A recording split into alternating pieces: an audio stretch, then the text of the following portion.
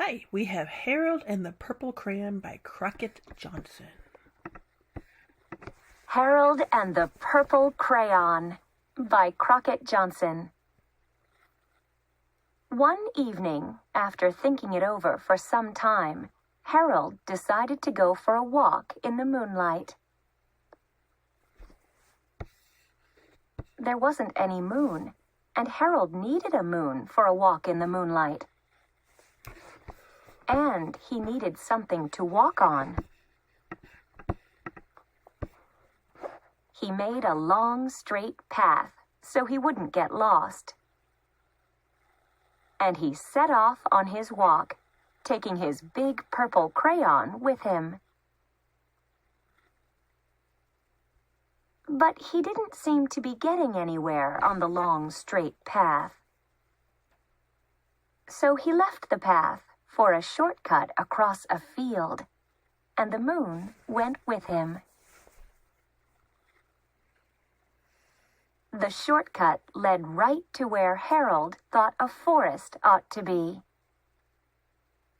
He didn't want to get lost in the woods, so he made a very small forest with just one tree in it. It turned out to be an apple tree. The apples would be very tasty, Harold thought, when they got red.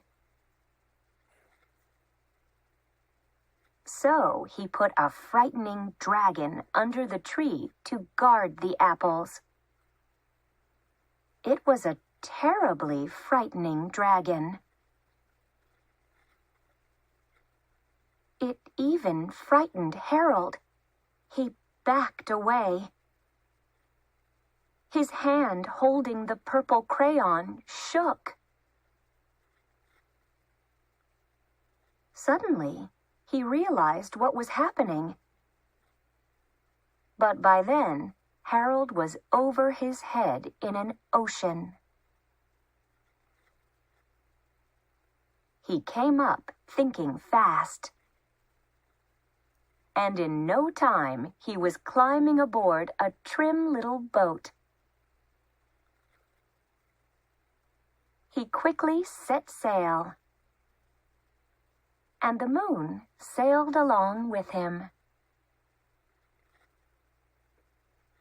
After he had sailed long enough, Harold made land without much trouble. He stepped ashore on the beach, wondering where he was. The sandy beach reminded Harold of picnics, and the thought of picnics made him hungry.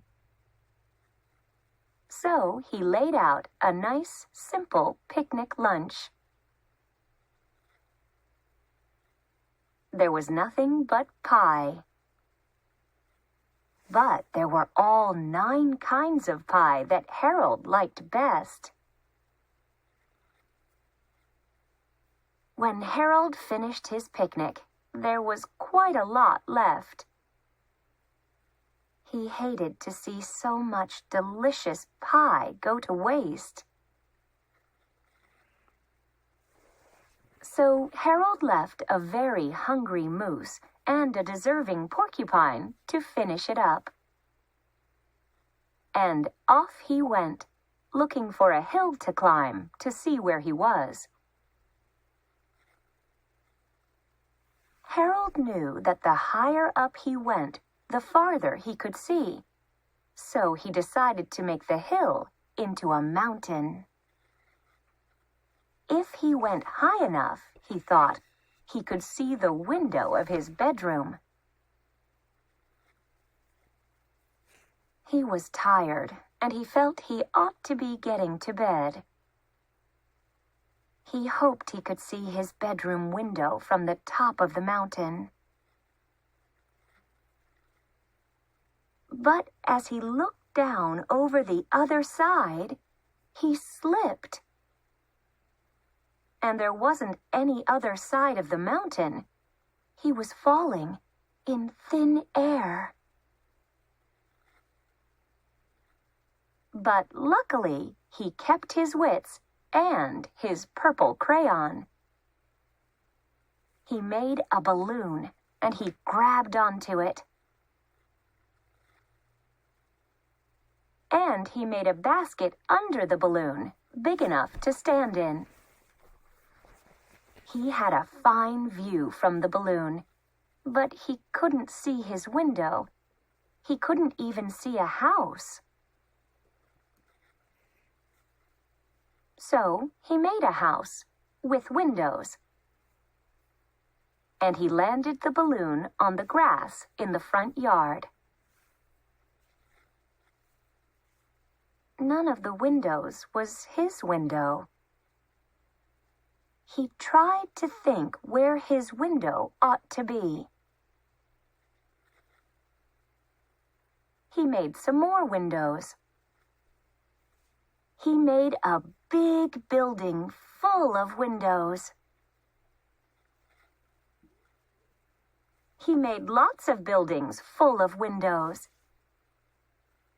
He made a whole city full of windows. But none of the windows was his window. He couldn't think where it might be. He decided to ask a policeman. The policeman pointed the way Harold was going anyway, but Harold thanked him. And he walked along with the moon, wishing he was in his room and in bed. Then, suddenly, Harold remembered. He remembered where his bedroom window was when there was a moon. It was always right around the moon. And then Harold made his bed. He got in it and he drew up the covers. The purple crayon dropped on the floor, and Harold dropped off to sleep. I hope you enjoyed Harold and the Purple Crayon.